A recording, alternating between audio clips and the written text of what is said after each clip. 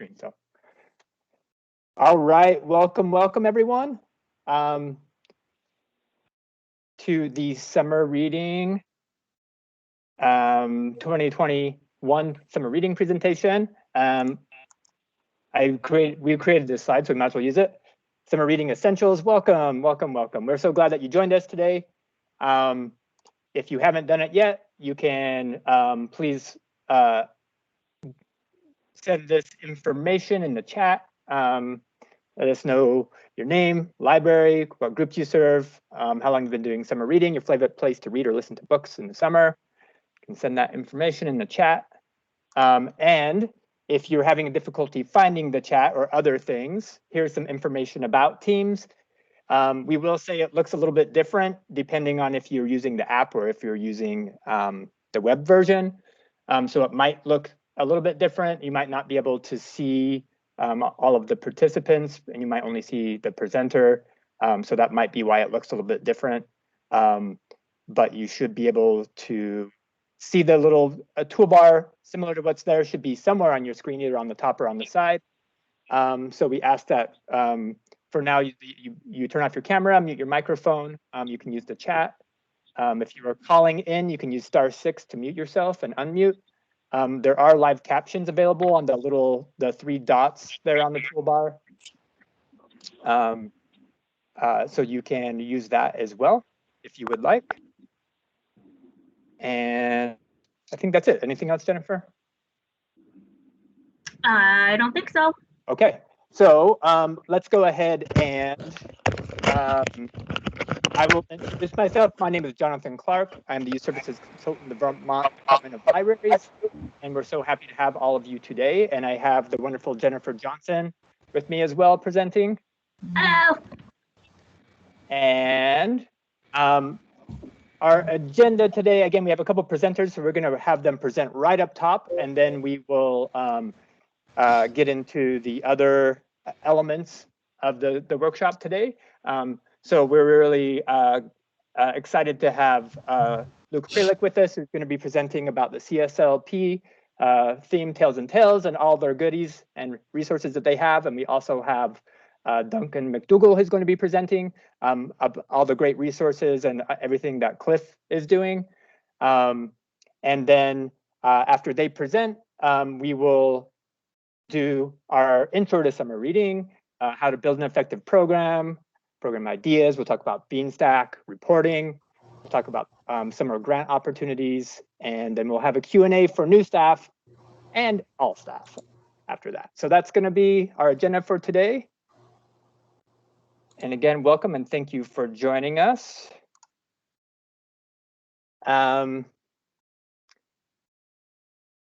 Jennifer?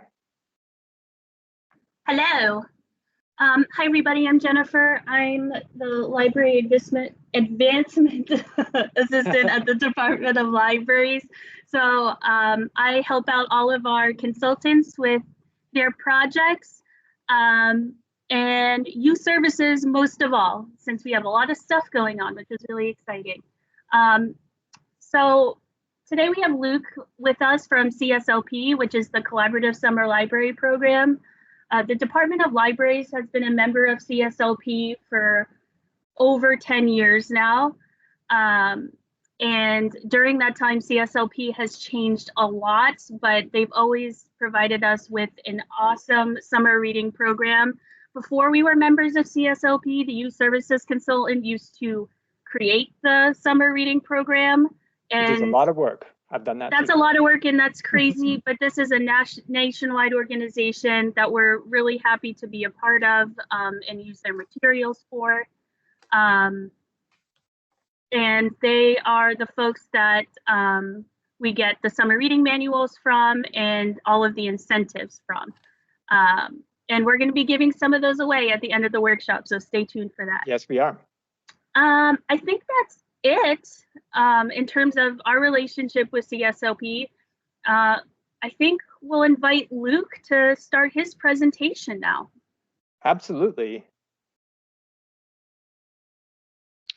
All right, well, good morning, everyone. It is just an honor to be here, and as I was wonderfully introduced there, my name is Luke Kralik, and I'm the organizational coordinator for CSLP, and I've got a little bit of some slides to go over this morning to kind of give you a good introduction of what we've got available for you this summer. I'm going to try to hit all my time marks so that we've got some time for questions and answers at the end if you have any. So here's my very dark and foreboding introduction slide here. But summer is coming, but don't worry, you're not alone. We're here to support you. And as I was introduced there, yeah, CSLP is a national nonprofit, and it's run by librarians, and it's for librarians. And we work together to try to create the resources needed to run a summer reading program. I'd feel like what kind of presentation where they don't have the mission statement on the screen. So here's our mission statement. We empower libraries to foster community. We all know that libraries are important, and we all know that summer reading is sort of one of our big marquee events. So definitely we want to make sure that we can kind of harness all our library volunteers from across the country so that we don't have to reinvent the wheel each year, and that we can have a shared theme and slogan that we can use to collaborate and help build one another up there. So that's sort of what the collaborative summer program is in a nutshell. I'm putting our website up here. I'm going to be kind of hitting all the high points, I think. This is going to be one of those presentations that's like a mile wide and an inch deep. We're just going to kind of be touching on things. But I'll have our contact information up at the end. And you there in Vermont are in particularly good hands as our office administrator. We have 2 paid employees here at CSLP, and one of them lives in Grafton, Vermont. So you'll have some icebreakers to talk about if the weather's nice or something like that. So here's our website. And I just kind of this is just one of those, it's hard to get a good picture of a website, but this is what our website looks like on the homepage. And most of what we're going to be looking at today is kind of going to be focused up on this topmost toolbar. This really is sort of the access bar for all our resources and things. And hopefully I'm going to kind of give you some of the high points so that you don't have to dig deep and explore all these yourselves. This will give you some idea what's there. Hopefully, I think these slides will be available. So if you just wanted to kind of touch base, and refresh your memory, these will hopefully get you going with all the components you need for your summer program. The other thing, so I'm using these little black boxes, which I thought was super clever, but whatever. But one thing I might encourage you to do is to sign up for our monthly newsletter. This is just kind of a screenshot of the newsletter, but this is where we kind of give you updates. So and we put out calls for help. So we did just kind of, we're going to really try to dial in on bilingual story times for next year. So we kind of formed a group there. But if there's any kind of, we recently partnered with the folks at Stick Together for those big sticker mosaics. So they've got some CSLP themed ones this summer. Those kinds of things would get announced in the newsletter. The other thing too is I always ask that libraries kind of send in their programming ideas. So if you had a local window painter and they did a fantastic job, I would love to share that because that helps inspire others too throughout the country there. So that's kind of the newsletter. The other thing, this one's really kind of hidden, and I'm pointing at the screen, which you can't see, but right up in the top right corner, we do have a pretty robust social media presence. Our Instagram folks are out of control. There's a Facebook group where people go and share tips and questions about the upcoming program year. I'd also like to share, we do keep we've got, I don't know, I think there's about 5 or 6 really active Pinterest pinners. So if that's kind of a way that you find ideas for your library, this is one more resource. And one of the nice thing is the pins that they do are kind of librarian moderated. So they try to weed out the ones that I don't know, we've all been on Pinterest, you see an awesome photo, but then it takes you to a selling page or whatever. So these should be a little bit more targeted. We've got a really good group there working on those resources to just kind of help supplement the materials that are there in your manual. There's the about, so I'm just kind of breaking it down just a little bit. If you wanted to see the mission statement again, you could go there. That would be really, really super fun. But the next tab we'll spend a little bit more time on because we've got some really good resources. So the summer reading drop down, we've got this menu here. But one thing I'd like to call your attention to, so from that about from the Summer Reading Resources tab, we've got a really active, it's called the Childhood and Community Wellbeing Committee. And they've put together a really strong resource on summer food. So, and in particularly like last summer, I know the USDA just kind of rolled back some more, made some emergency guidelines to help facilitate that during COVID. But you know, like this is just a really vital program. And if you've ever thought about offering a food site at your library or partnering with maybe your local school district or help supplementing their offerings, they've put together a really good guide. So we could almost do like a whole tutorial just on that, or presentation. So I would encourage that if that's ever been an interest of your library, please check that out. They're a wonderful group and they put together a wonderful resource.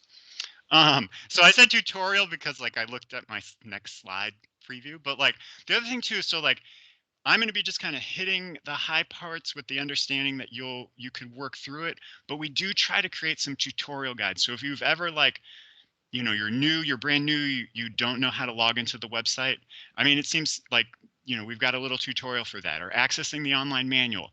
It's kind of easy once you get it down, but there are some kind of counterintuitive components. So we try to put some tutorials there, and they're just short. We try to keep them under 8 minutes or so, just to get you going there. So if you're kind of struggling with any of these topics on screen, I would encourage you to go ahead and watch one of those tutorials. Also on that list is the and it's darn it, they changed there's still the NNLM, which used to stand for the National Network of Library of Medicines, but we partner with them every year to help because one of they're a federal program and they're tasked with making consumer health information out. And one of the venues that they're really trying on is using public librarians to help spread health programming. And I know our patrons have health interests, and we always see health questions at the desk and things. But they try to create some programming materials. The other thing I would encourage you to do is that is a fairly well-funded component of the federal government, you know, as far as that goes. So they do have a lot of grant opportunities, and I know that they are sort of regionally based. So I would encourage you to check out if you have like a health programming idea, or you just maybe want to connect and bolster your offerings there. I would encourage you to reach out to your regional network of Library of Medicine and get something going with them. I've heard some wonderful stories. I know that they do really good work, and they do help. They do have some good grants. So the next little section I'm going to look at is the programs and themes. And where I'm going to kind of focus today is the Teen Video Challenge. Now, this committee is just starting to get formed for the 2021 program year, but the good news is the materials, it's just mostly the dates that the program will be active.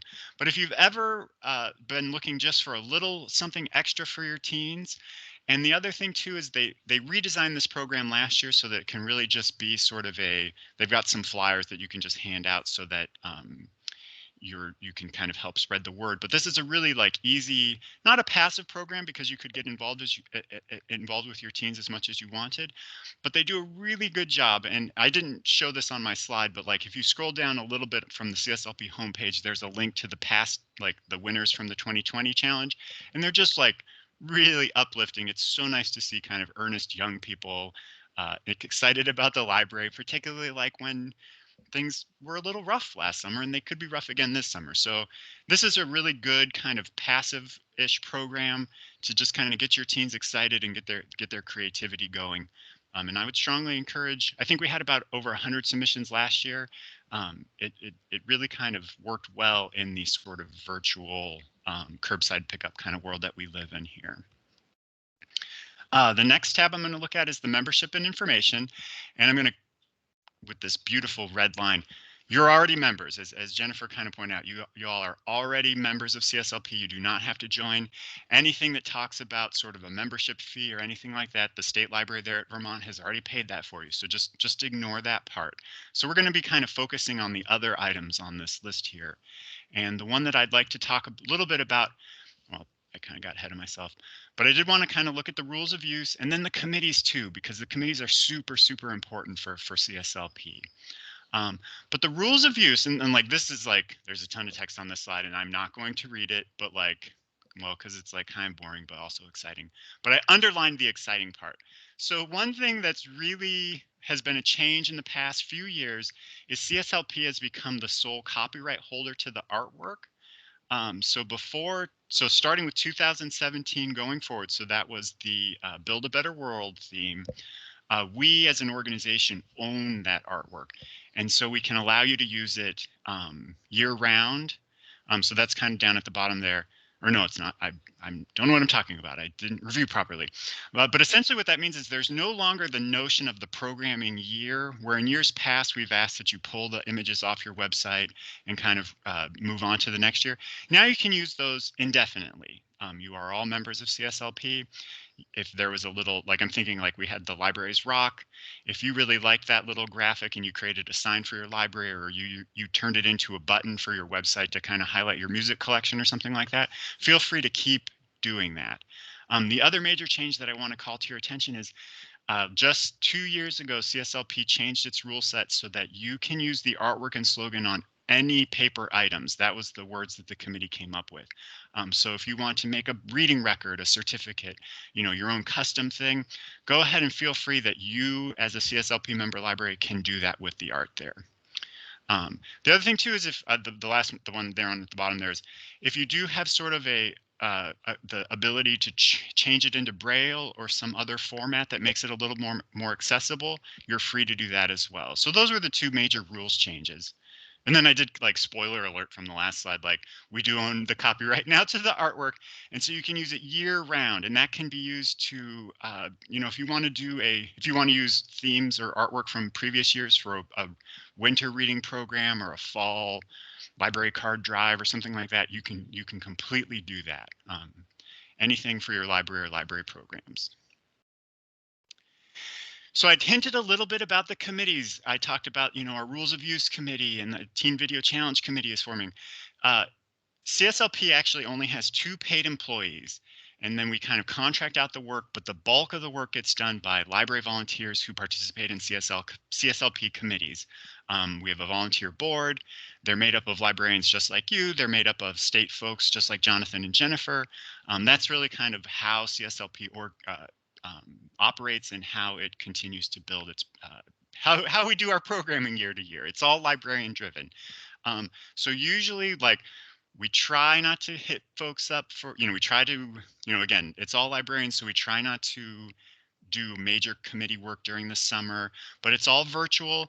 And keep an eye out in the newsletter or communications from Jonathan and Jennifer there that probably the sign up committee will, late August through October is usually the sign up periods, and this will get updated once we get closer to there. So if you've ever wanted to kind of serve on a committee, here is just kind of a list of the different things, so we've got the manuals, those are all done by committee.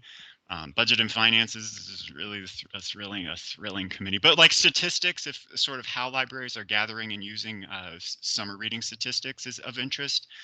We've got a vendor committee that helps select the products.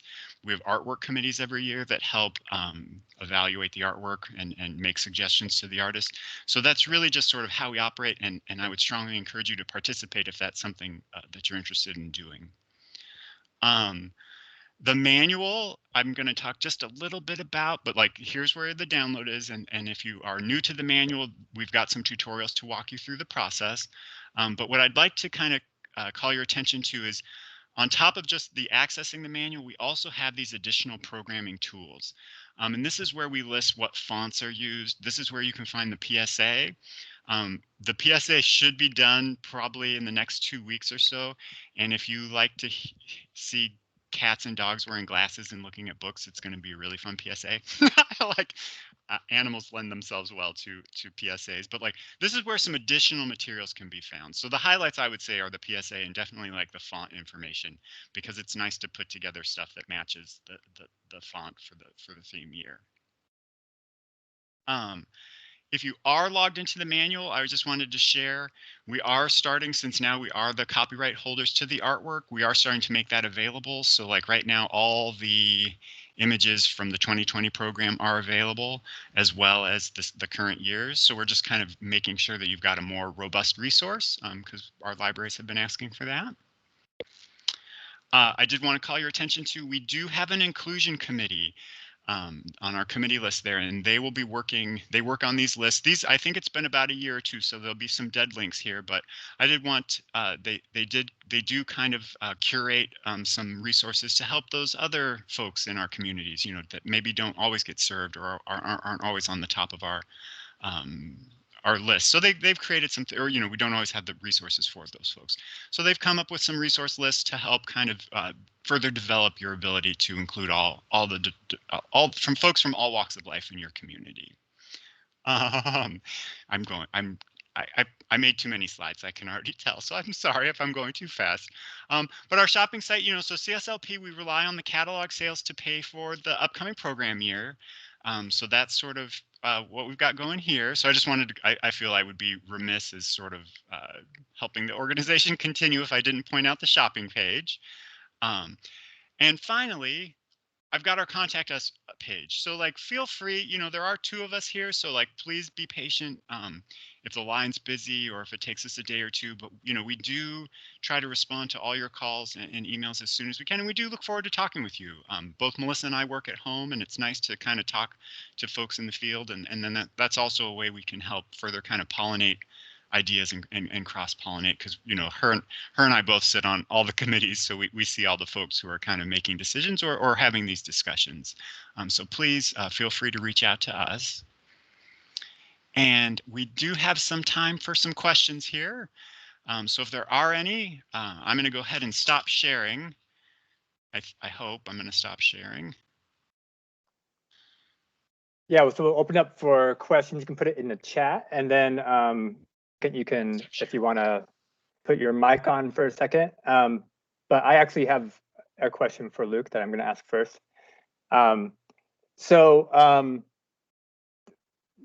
First of all, thank you. That was awesome, and way better than I could have done, certainly. And there's clearly a multitude of amazing resources.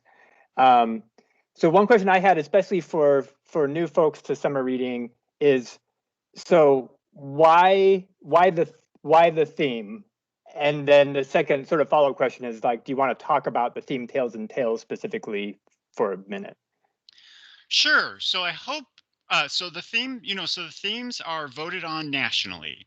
And so every year, and this will probably you'll probably see a communication out there, but we gather up the selections and we put them together for the state reps to vote. And Jonathan is your state rep. So each state has kind of a voting membership. And this year's theme is Tales and Tales. It's kind of has the word, you know, it's got some wordplay there, and it's definitely like an animal themed program. So we're super excited just because that does lend itself really well to a lot of diverse programming ideas, like, you know, children, adults, and teens all love animals. And so it really kind of expands the horizon there for the programming that you're able to do. I don't really have like an awesome thing. Like, no. It's just fun. I think that's perfect. Well, that's perfect. Okay. And then my follow-up, which is this is a, you know, I'm feeding this to you, but so does this mean that all summer programming needs to fit into the CSLP theme that libraries are doing? No, like, I mean, like, I think that, like, you know, like I know that, like, it depends on the size of your library, but I know some larger library systems are just so relieved to have a theme given because it avoids a boardroom fight, you know, or whatever. Like, everyone can just be like, here it is, and we're moving on.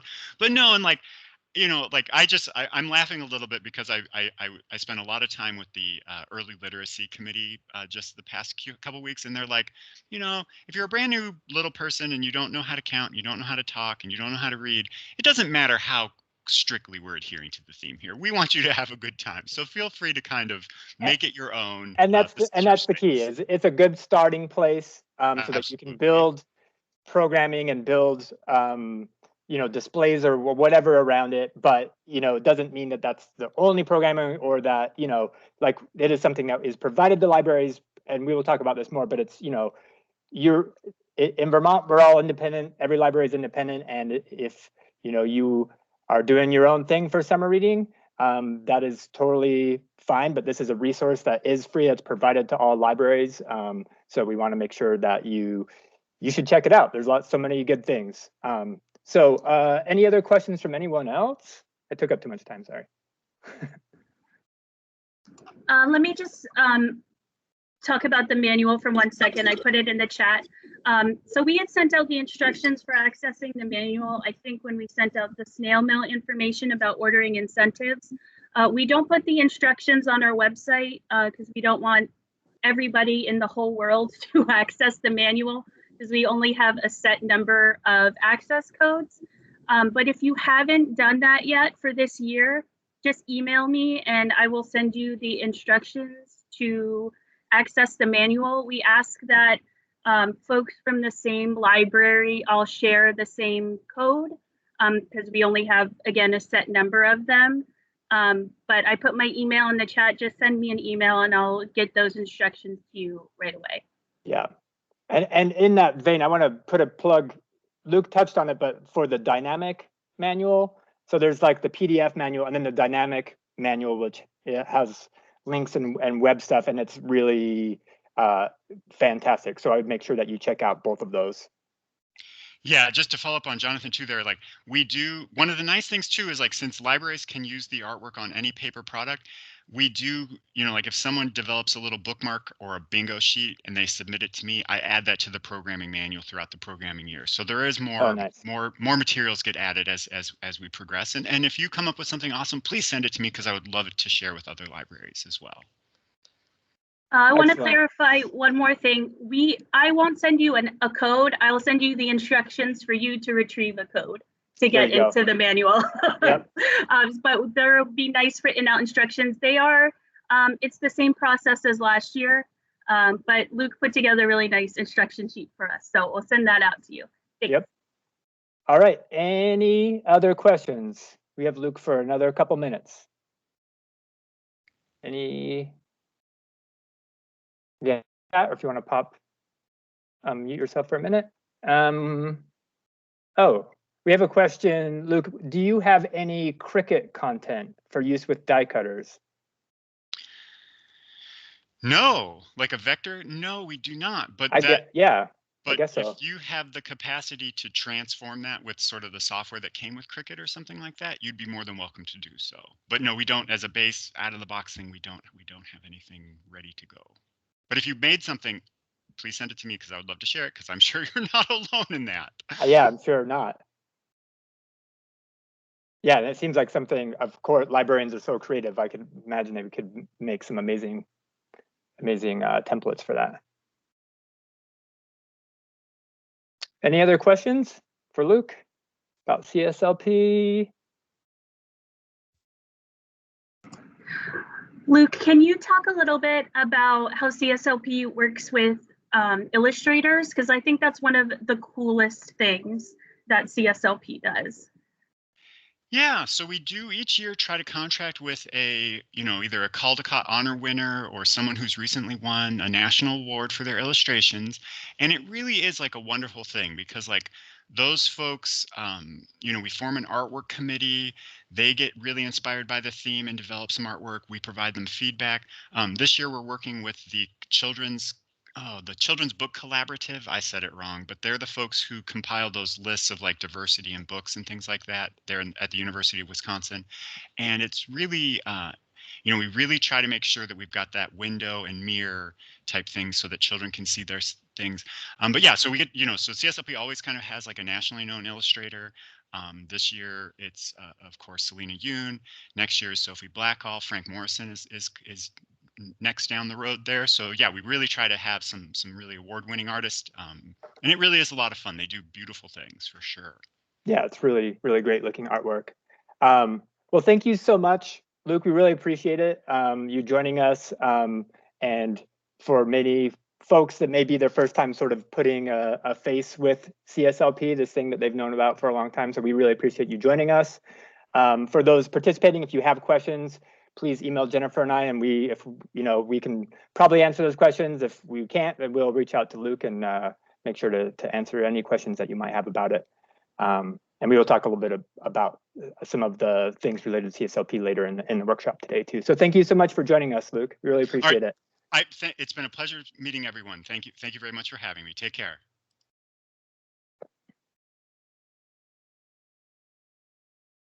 Okay. So next, we'll just get right into it if that's okay. Duncan, instead of pulling up the one intro slide for you, we are really excited to have Duncan McDougall here from the Children's Literacy Foundation to tell us about all the amazing things, all the opportunities for libraries and all the amazing things that they are working on. I'm sure probably many of you librarians are familiar with CLIF and their work and maybe have applied for some of their grants before. So we're excited to hear what they're working on now. And if you are not familiar, this is a great introduction. So Duncan, thank you. Take it away. Thank you. Thank you, Jonathan. Thank you, Jennifer.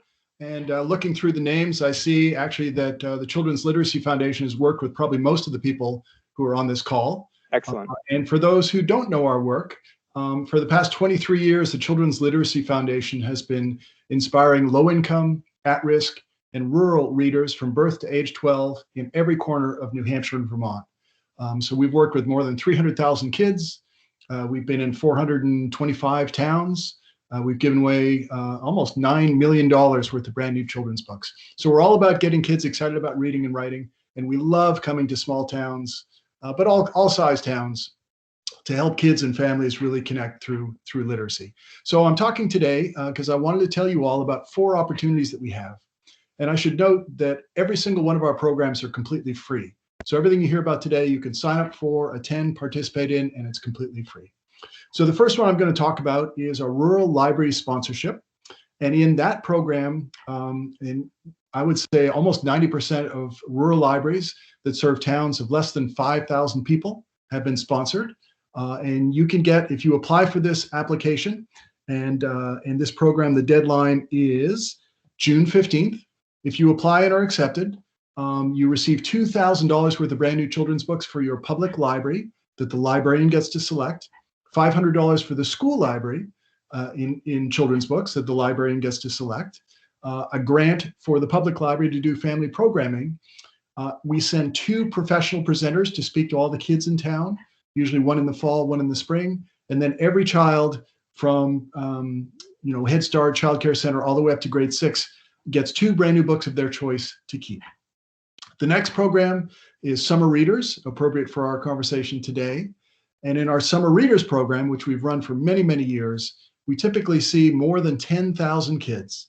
And what we do is we send a professional presenter, author, poet, storyteller, graphic novelist, folks who live in New Hampshire, Vermont, and they will come and speak with kids about the power and the joy of reading and writing.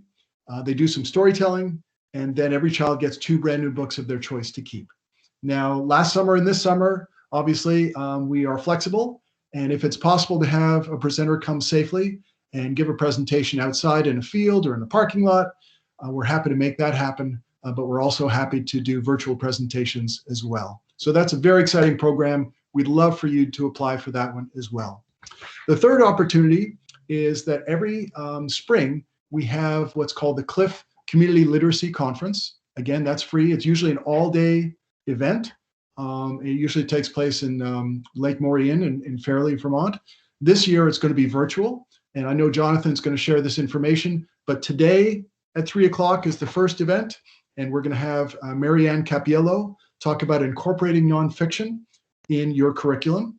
Next Wednesday at 3 o'clock is going to be using comics across subjects. And that's with graphic novelist Marek Bennett, who's awesome. And then the following Wednesday, March 24th, finding a new story idea with Chris Tebbets, Vermont author. Last opportunity I'll talk about is we have started something called the CLIF Book Club for Grownups. And a couple weeks ago, we had someone you might have heard of called Dan Brown, the author of the Da Vinci Code. And we're excited that on March 19th, we're going to have author Chris Tebbets, and he's going to be joining the CLIF Book Club for Grownups. So those are the 4 opportunities. What I want to do now is show you very brief videos of 2 of the opportunities. So I'm going to start with summer readers because we're talking about summer readers now. See if we can get the screen share going.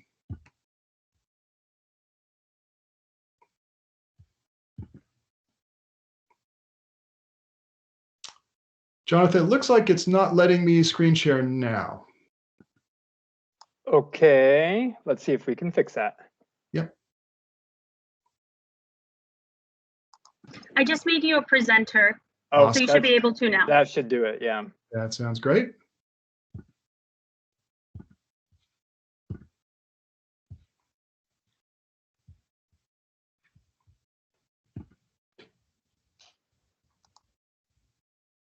It's still thinking about it. Oh, come on, technology. Come on, Come on, Teams, you can do this. Of course, it worked perfectly in the I know, when we tested it. when we tested it earlier. Is it, what is it telling you, Duncan? Is it? It doesn't. It's just working on it? Share. It says entire screen, and then the share button is not highlighted, so I can't get it to go. So I'm gonna try one more time. Yeah, right again. Mhm.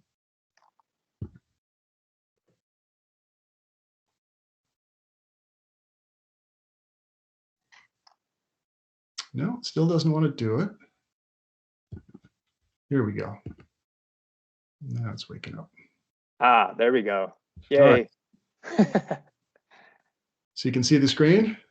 Yes. All right. So thank you for your patience. This is just a 3-4 minute video of our Cliff Summer Readers program. Hope you enjoy.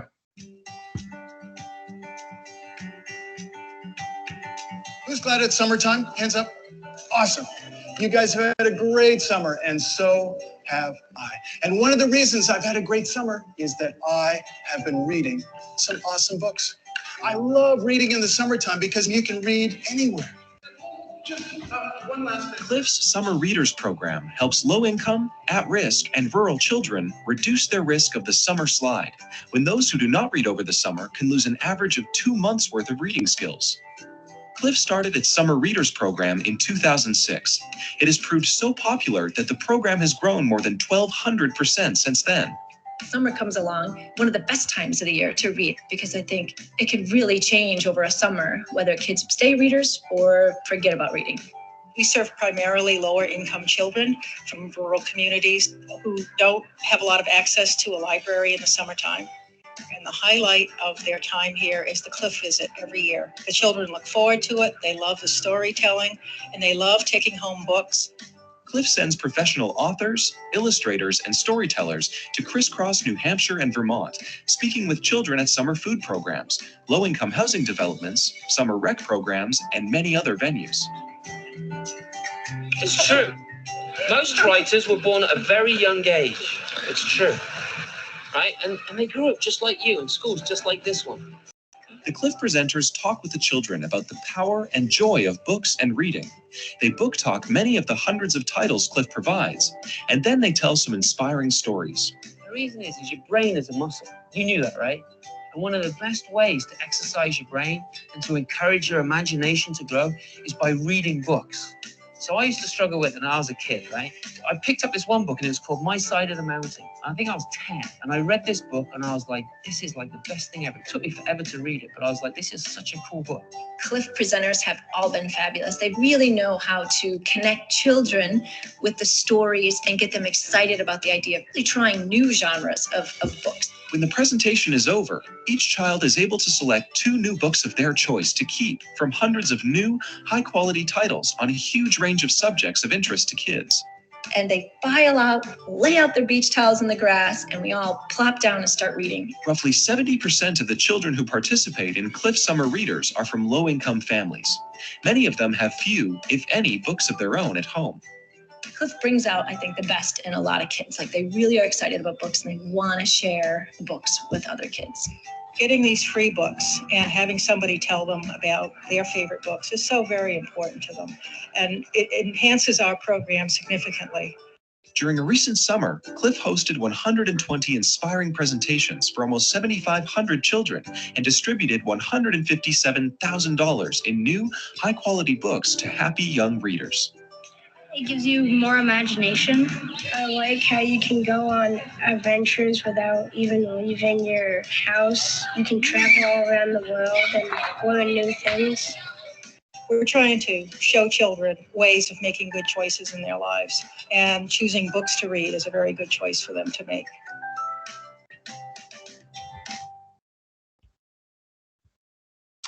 So that's a video of the Summer Readers program. It's open to any organization that gathers groups of kids. Our preference is to serve low-income kids, so we have a minimum requirement for a portion of the group to be low-income kids, but it's pretty low.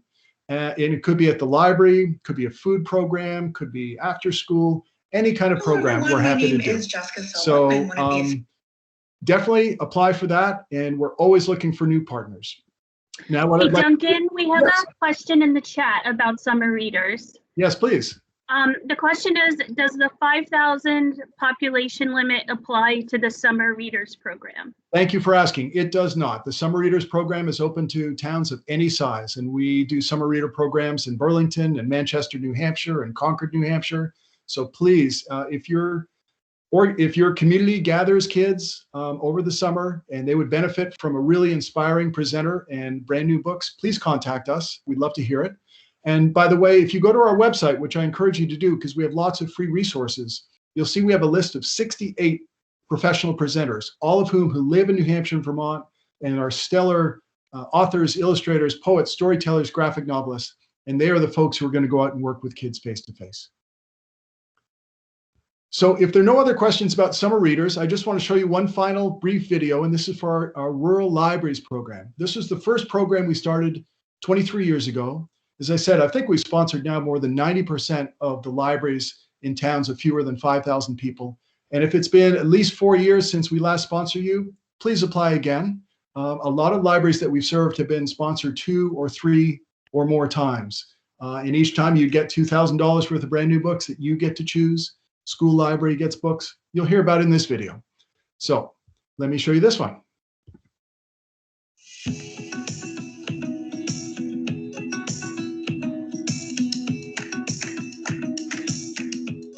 Throughout New Hampshire and Vermont, public libraries play many important roles.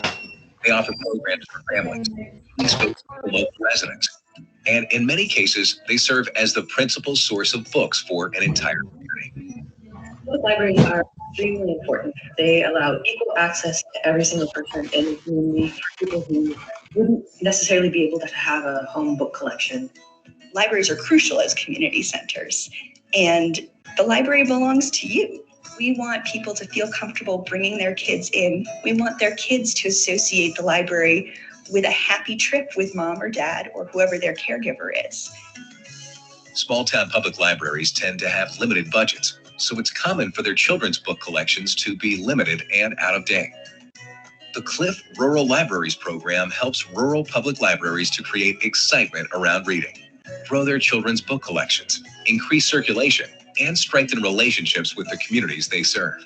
Rural libraries in Vermont and New Hampshire pride ourselves in our independence and our individuality, and Cliff really allows for that. So they're coming at it as, here's what we can provide to you and here's how we do it, and then we can take that and adapt it to meet the special needs of our library and our community and the children and families.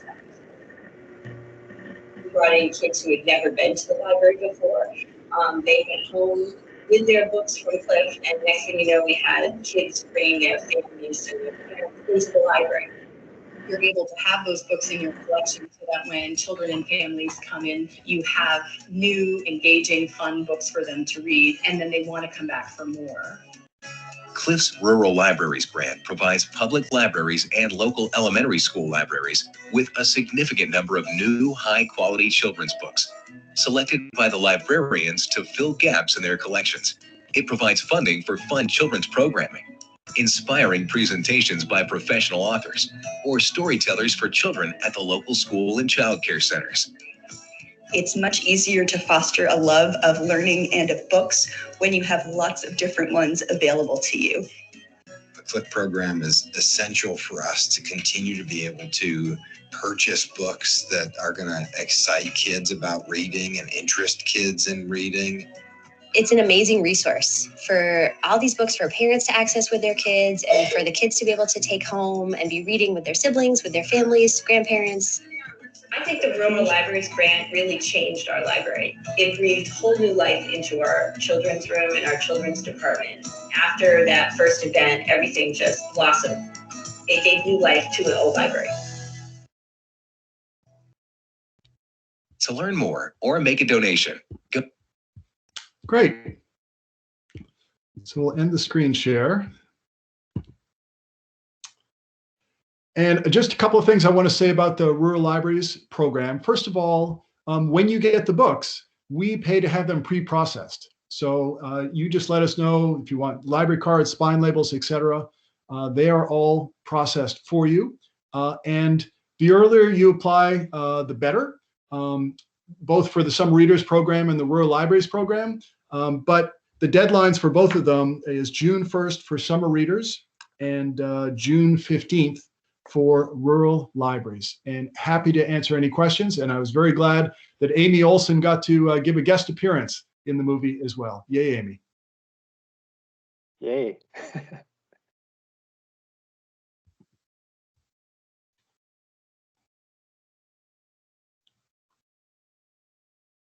So I'm happy to answer any questions anyone may have. And the last couple of things that I mentioned before is the Cliff Community Literacy Conference. And I know Jonathan is going to send out the materials for that. But we have the first event at 3 o'clock today with Marianne Capiello, another one next Wednesday, and another one the following Wednesday. And then book club for grown-ups. We would really, really appreciate it if you see the link, if you could share it with your the folks in your town who are on your lists. We'd love as many people as possible to join that. And we've had some fantastic folks. Sarah Stewart Taylor was on, and Rajni Edens was on, and as I said, Dan Brown. So once folks get on, they love to continue, and we'd love to have more folks. So with that, I'm happy to answer any questions anyone may have. Thank you so much, Duncan. And we shared a whole bunch of stuff, links in the chat for all of that.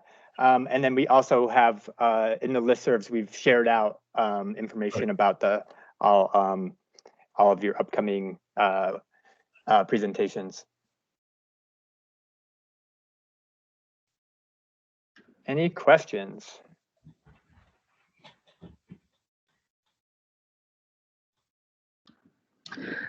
We have one, Duncan. Can a library apply for both Summer Readers and Rural Library sponsorship grant? A great question. Absolutely. We would love for you to do that. And if you have any question about whether, if you know your library's been sponsored in the past and wondering when it was, just shoot me an email or anyone on the Cliff website, and we'll be glad to let you know.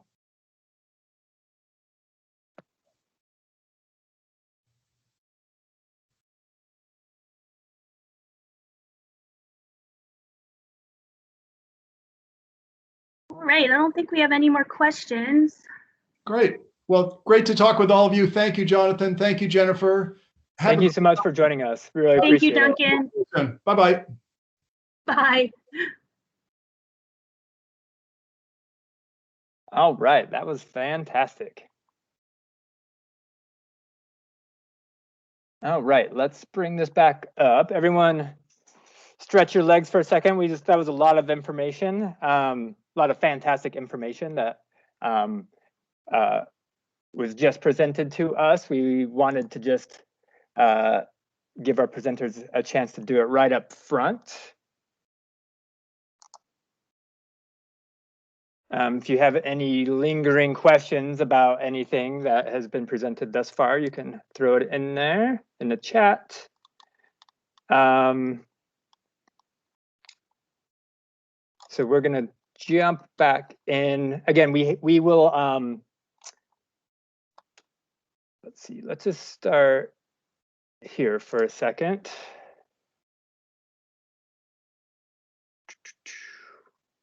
There we go. So this is some of the information that Luke shared out. Again, we will share out the slides as well as the recording so that you have some of the information that's been discussed. So we'll share out all of this about Cliff and CSLP, all the fantastic stuff that has been shared with all of us. So again, if you need a little breather, we understand. We again welcome all of you, and we're really happy that you joined us for our presentation today. We are going to keep it going, and we're going to hopefully have lots of time at the end for questions. And then we also will, hope that you join us tomorrow for our presentation. Well, it's not even a presentation. We're going to be able to share ideas. We have a new thing that we're going to try that we'll talk about later. That we're excited about, a way of having everybody share information and have a great discussion and share ideas with each other tomorrow. So we're going to jump back to the very beginning of it all. What is summer reading and why do we do it? So one of the first things is that depending on if any of you have lived in or worked in another state, you might have heard referred to as summer learning, or it could be referred to as summer reading. There, depending on what basically the summer learning tends to incorporate things beyond just reading, so STEM skills and other things like that too. But summer reading does as well, as you'll see that there are a lot of elements to it. So it's sort of just a different term in most cases for the same thing. Summer reading, it is an institution. It's something, again, that as a kid growing up, I remember the libraries doing it, where it was like, it's time for summer reading. I didn't know what that meant, but I knew I was excited. I was reading summer, all exciting things. So one of the things that we want to talk about is that summer reading is an extension of what you were already doing. What we hope that you walk away from today is that it doesn't have to be a ton of work. You don't have to recreate the wheel. We hope that you offer lots of amazing things, but it is not separate from. It's not a completely separate thing from what you were already doing, and you're already offering amazing reading programs and promoting literacy and offering programs for all ages. So, there is a theme involved and all these different things, but it definitely is an extension of what you were already doing. So why do we do it? The basics of it, I think really at the core of it is that we really want to empower people of all ages to have positive attitudes about reading. That is at its core, to foster cooperation between community groups. And that's a lot of what we're going to talk about. And that's, partly why we invited Cliff to present, is that it's, there's all these amazing resources, and it's not just libraries involved in summer reading. And then also to promote library services and resources, as libraries are always doing. That's also part of summer reading. So how can you best meet families' needs this summer? So we know this has been a very difficult year, and it's been a real challenge in a lot of ways, and things have kind of been turned upside down. And we know that, especially summer reading last year fell right as, plans were already made, and then we had to shift to a lot of different things. But, first of all, you all are doing an amazing job, and we're constantly impressed by what libraries are doing and how they're adjusting to all the changes, and really have an ear to the ground and focusing on what they can provide for their communities. So, the basics of it is to bring a sense of normalcy. The libraries have always been there. Service looks different right now, but it's still providing vital resources, and it's great that your presence is there and it's felt by communities. And then really, those basics of meeting the physiological needs, connecting with interest, engaging young people, and increasing their knowledge of the world. And those are the higher level, big picture summer reading things that are, again, really at the base of what libraries do in general in all programming. So so now we're going to talk about planning and building your summer program. So, you know, we received a ton of great information from Luke about CSLP, and there's a lot of great structure and a lot of things in there. But you know, we know that for every library, summer reading looks different, and your program is going to look different. And we are not here to tell you what to do by any means. We are here to help you execute what you would like to do. If you know, we're always willing to help. If you have ideas, if you have thoughts, if you're looking for connecting to some of like resources like we've already heard about. And we are here to give you some basic ideas and to encourage you to do what you're doing. So in building your programs, we're using this sort of like, what's the term, Jennifer? We had built analogy, this PowerPoint, and then we like yesterday afternoon, we're like, what is the basic scaffolding you would need to make a summer reading program? Like, what are the bare bones things? So we kind of have 3 elements to talk about, like, what are the raw materials you need? What are your blueprints to use those raw materials, and what tools are you going to use? And this is going to look different for every single library. Like, absolutely. You know, especially in Vermont, every house isn't the same. Some people are building tiny houses, some people are building big mansions, and both are providing the same thing, which is a roof over your head. So that's kind of how we're conceptualizing summer reading this year.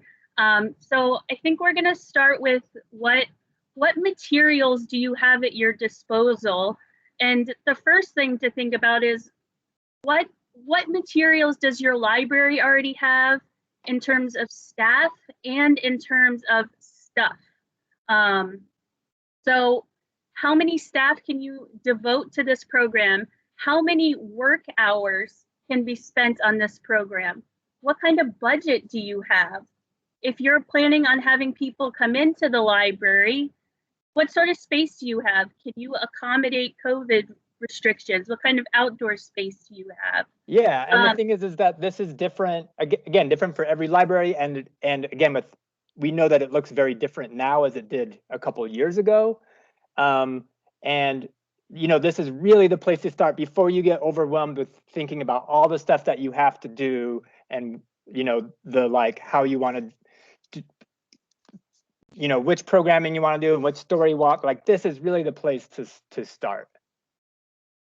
And you know, for some libraries, if you're managing to pull off a story time every week, and you're still going to do that this summer, do a Tales and Tales story time. You can have a series of them. Stuff you're already doing, you can spin it to make it exactly fit the theme if you want to.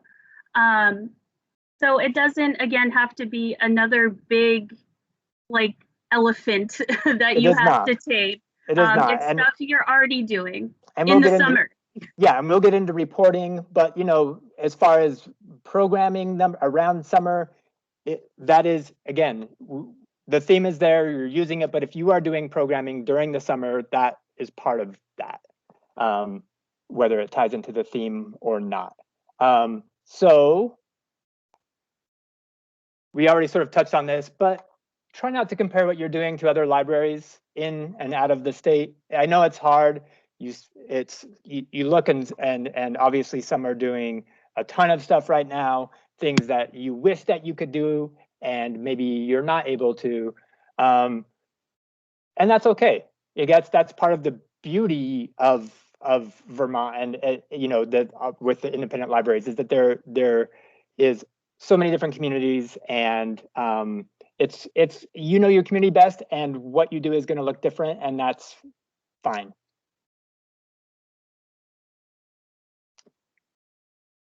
So then the next step is evaluating community needs. So once you've looked at, and when you were talking about organization, we also, you know, want to touch on like yourself too. Like, there's a lot going on. There's a lot of stress. it's, you know, if you're one person at a library and you are like at a breaking point, you know, maybe this is a year to like step back a little bit from summer reading, because that's part of it too, is making sure your personal capacity, that you're taking care of yourself. But then the next step is really to look at the community needs. And part of it is to see what, as a library, you're already providing, again, to not reinvent the wheel, but to build on what's already there. And then to look, instead of saying, you know, every time we're evaluating community, instead of saying, what does my community need, start with what services are being provided. Again, and that's a lot of, with Cliff and a lot of other fantastic organizations that we'll talk more about later, you know, what is already being provided and how can you partner with them? How can you bring those fantastic things to your library instead of just creating everything from scratch? And then, of course, to collaborate with other schools, daycares, and then again, to see what services are missing and can you fill a gap? If there's something that you're clearly like, you know, we see that there's not a location nearby for kids to pick up free meals during the summer, can we be a site for that? You know, that would be those kind of things of like seeing what is missing. And then, of course, making your programs inclusive and accessible to all community members. So to really think about, you know, how you can include as many people as possible. It's partly, you know, using inclusive language, but then also adaptations to the program itself, or the offerings itself.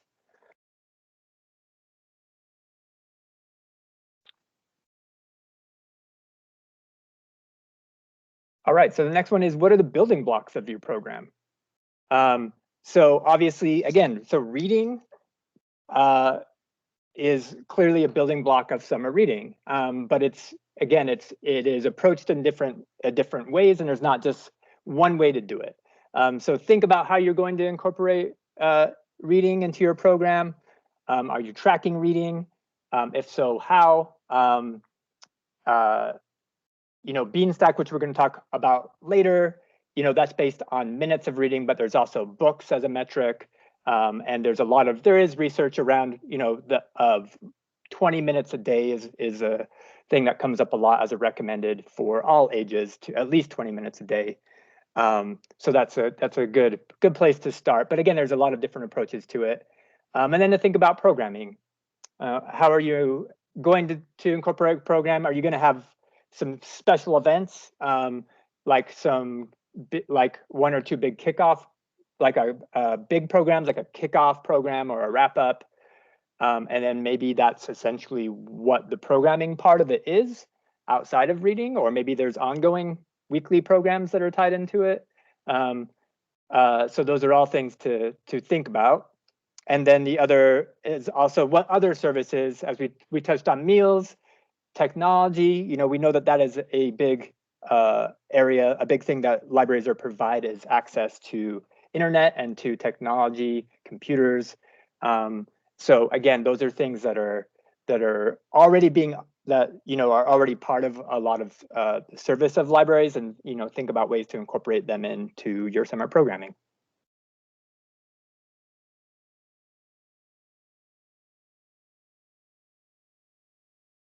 All right, so programming ideas, we're not gonna throw a ton of stuff at you. We wanted to present these like big picture building blocks and have you start to think about that process. But we really encourage you to attend tomorrow. Hopefully you've already registered. If you haven't, please do. We're going to get to share. We're going to use a Jamboard activity where everyone gets to share in a document. And kind of as close as we can get to brainstorming sticky note on the wall in the room if we were all in the same room, which we wish we could do, because that would be the best way to do this. And I haven't met a lot of you, and it'd be awesome to, you know, wave to you or whatever. High five when we get, if we ever get back to high fives, who knows?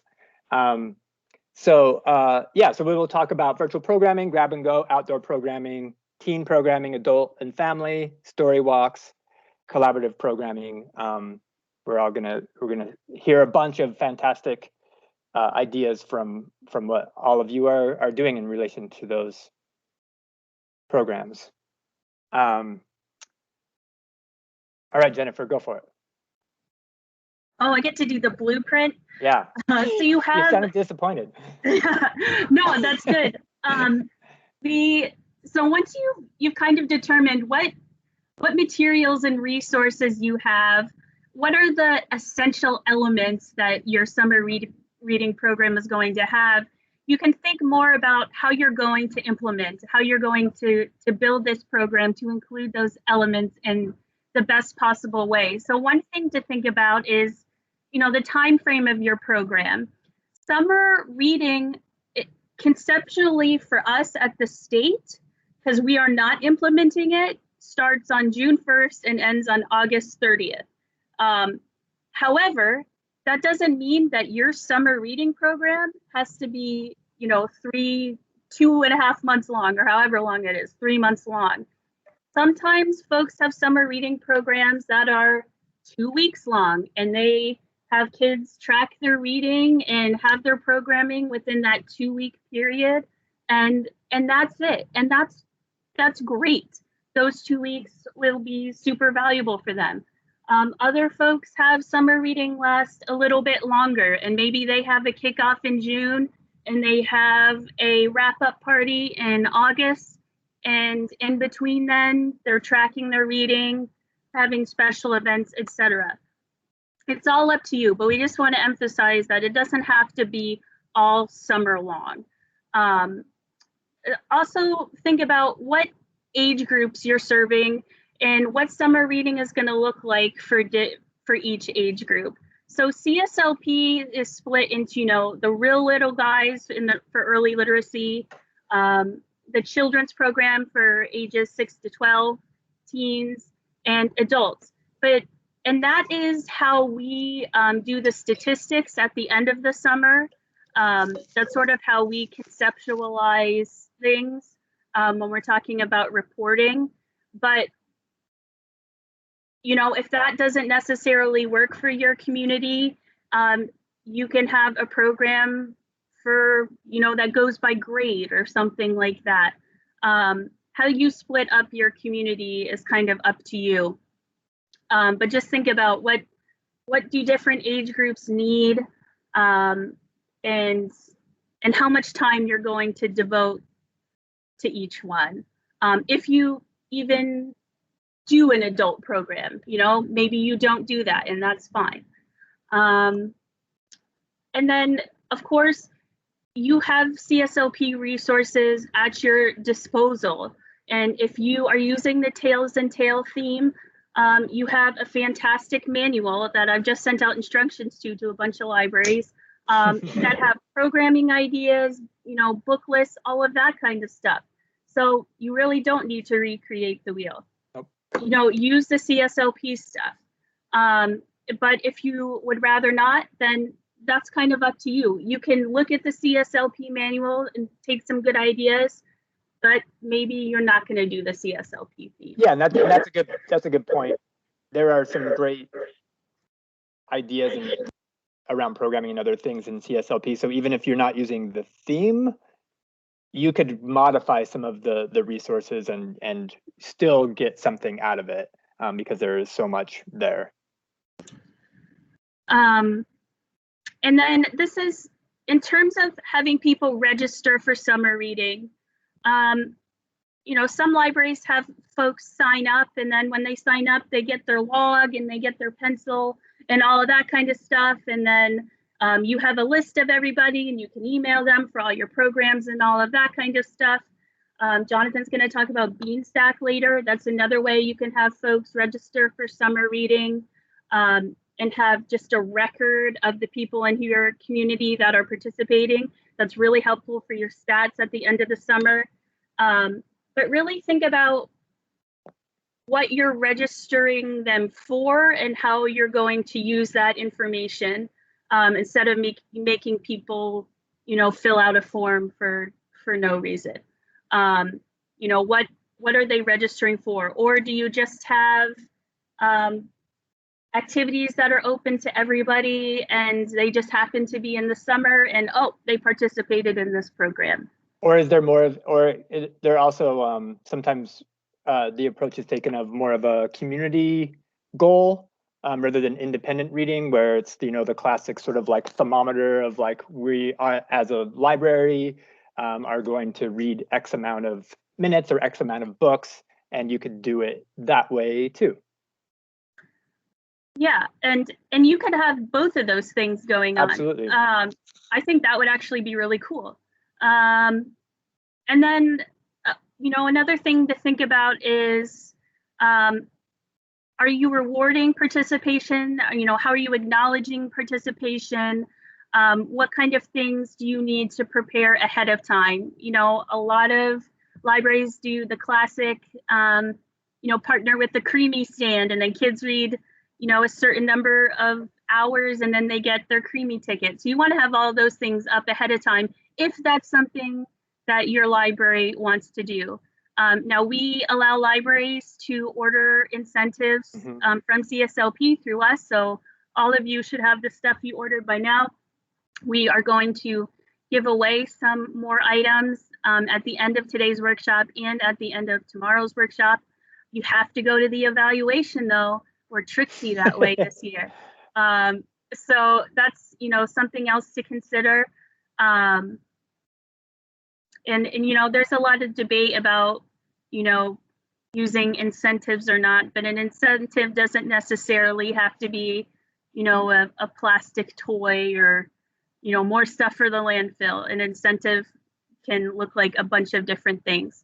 And acknowledging, sometimes giving somebody a shout out on your website or on social media, or in a sign in the library is even more special than something physical that you can give them.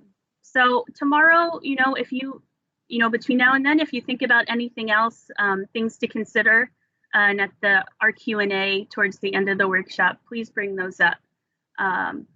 These are some of the things we thought about right off the bat.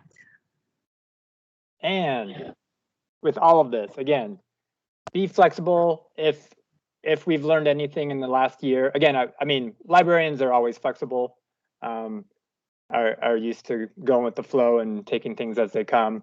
But you know, we don't know exactly what this summer is going to look like. We don't know, you know, as far as in-person programming versus outdoor programming.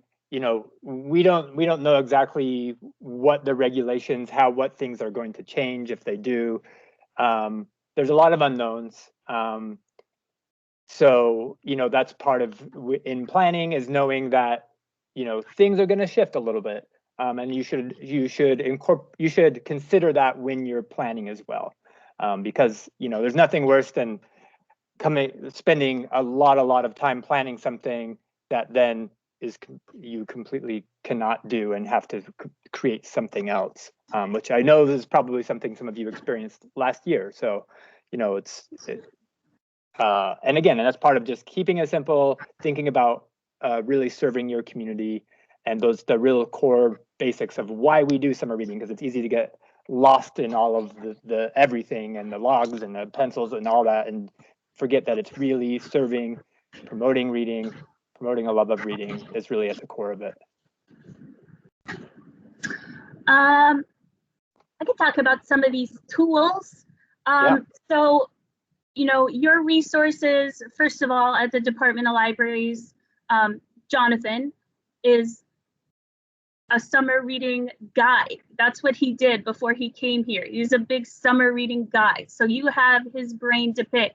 You have me, who has not done that, but has given materials out for a lot of years and looked at a lot of manuals. Well, we'll talk about this more in depth a little bit later, but you have the summer programming grants that we offer, deadline coming up.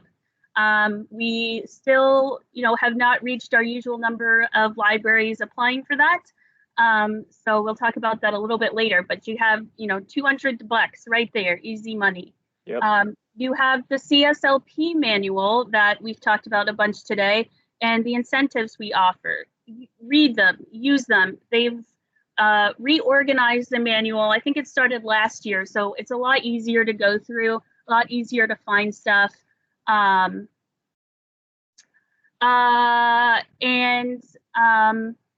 You know, Beanstack, which we'll talk about a little bit later, which we started offering last summer. Jonathan can talk about that later.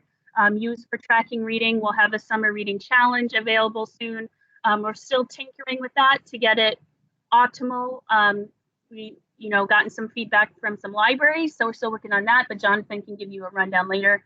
And then, you know, you have our collection of story walks, which we'll also talk about in a second, for some super easy outdoor programming.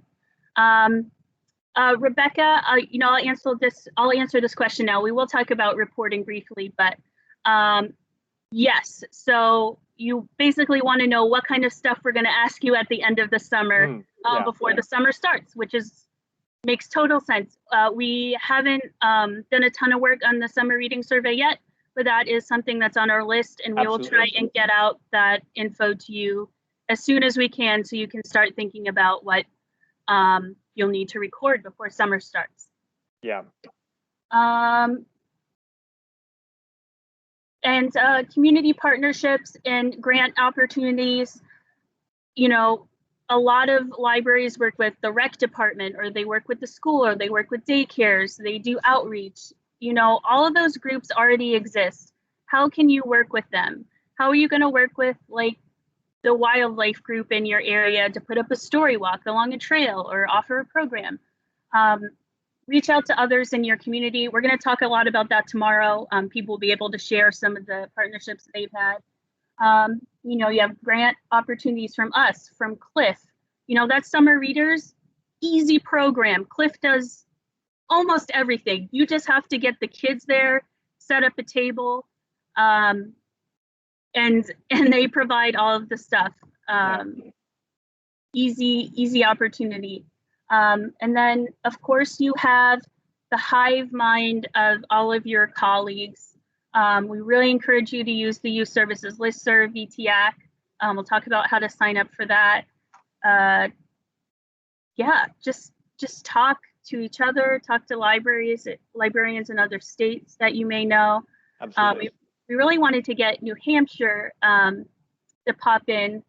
We couldn't make it work, but their libraries can look very similar.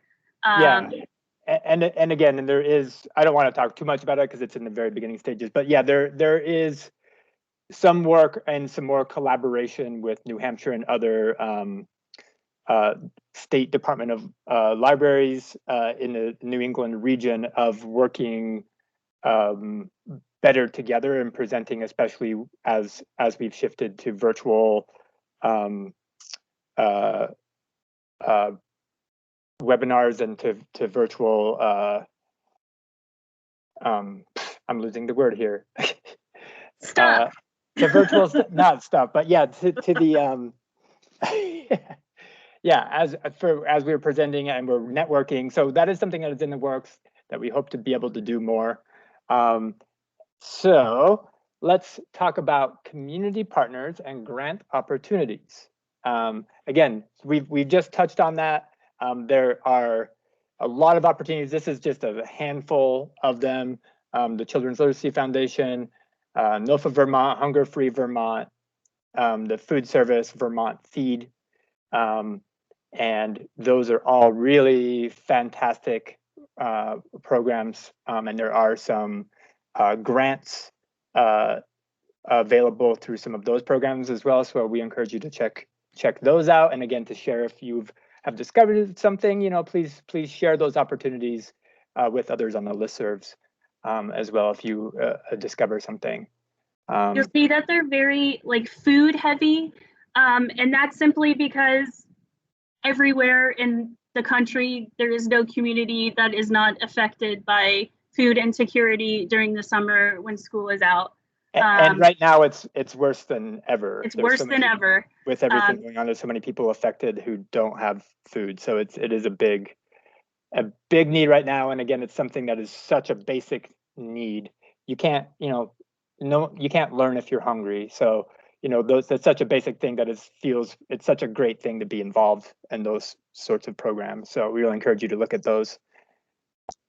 And we're going to talk about our opportunities to programming grants, but I do want to just briefly say that if you've never applied for a grant and that's a scary thing, that's something you can reach out to us. Again, you can talk to other libraries who have done it. If you're wondering how to do it, reach out and give it a shot.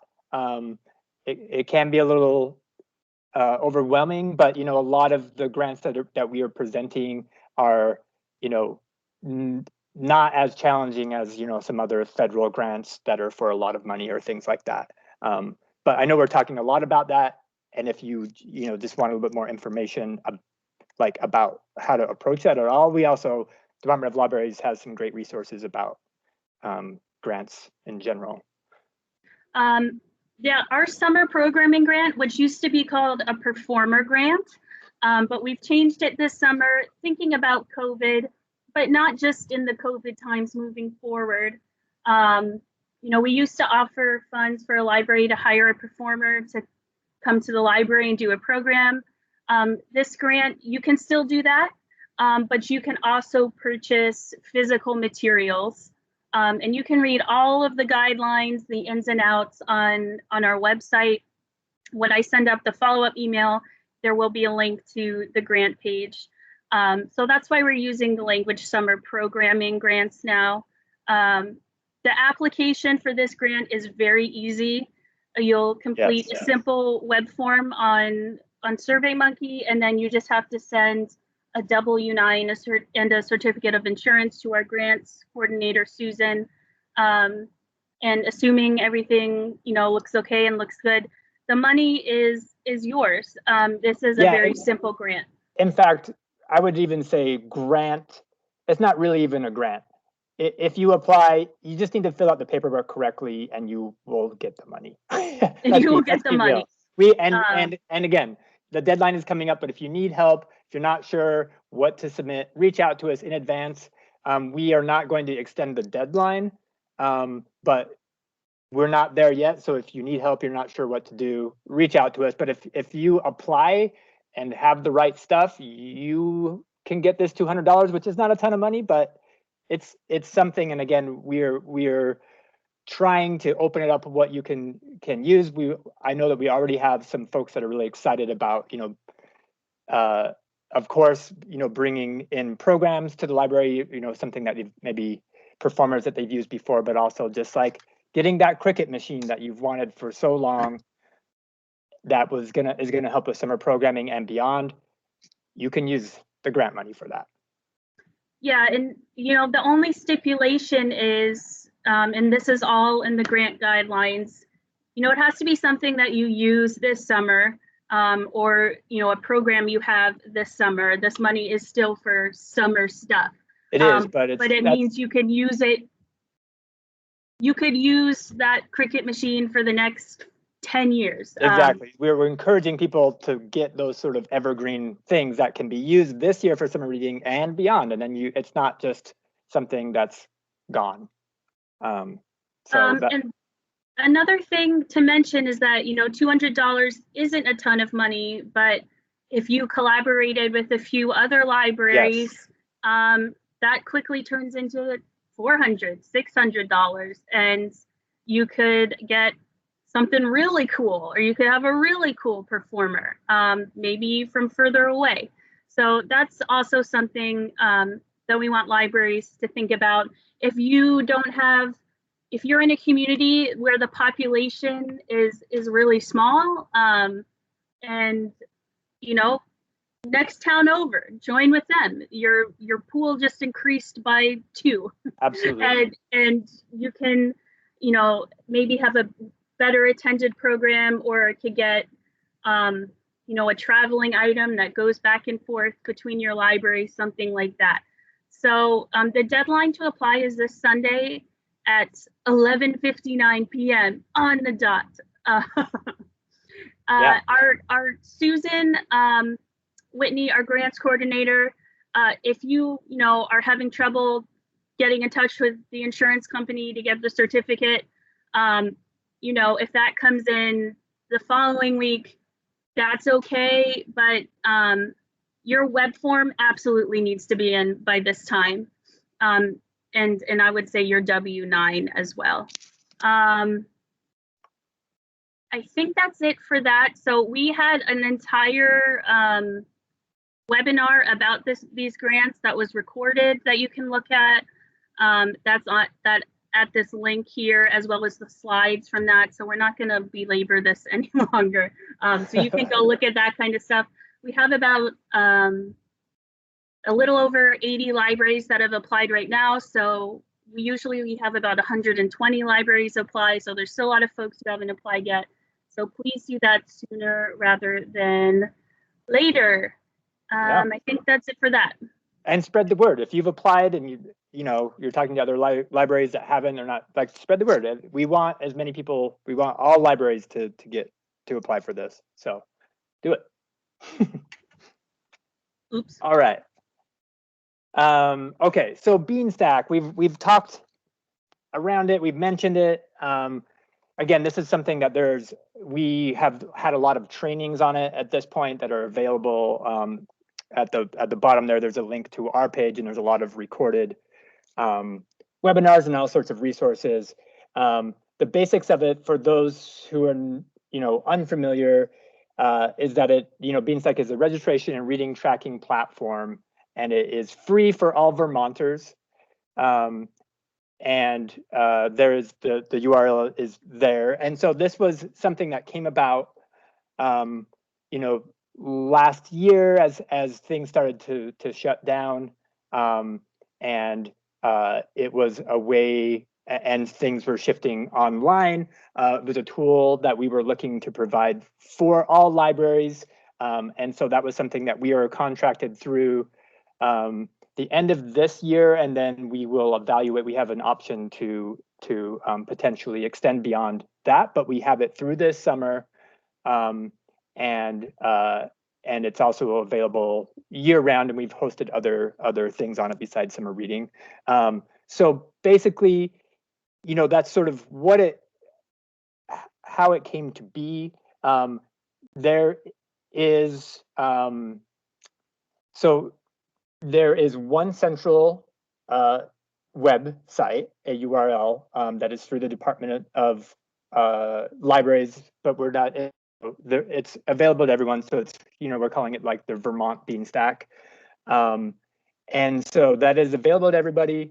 There are limitations because of that model that we have. There are other models where every single library would have their own URL. That is unfortunately something that we couldn't afford to do, and it also puts a lot more work on the individual libraries to do that. So that's sort of the give and take of it, and this is where this comes in. And Beanstack is not intended to be the only element of summer reading. It is one tool. We've been talking about tools. It's one tool in the toolbox that you could use. We're absolutely not forcing anyone to use it, just like anything else, but it is one tool that is there. Figure out how you can use it into your larger program. Again, just as a sort of overview, the initiatives themselves are sort of created centrally, Department of Libraries and focus groups with libraries to get feedback and make these programs available to all. We know that it can't be all things to all libraries, so that is part of the challenge of it. But it is a resource that is there, and again, one of the biggest things that it's can be used for is registering readers. Is one of the very basic things that can be, even if that's the main thing that you're using it for. So we'll touch on that just a second. But again, each public library has an admin account that has already been created. It's free for libraries as well. And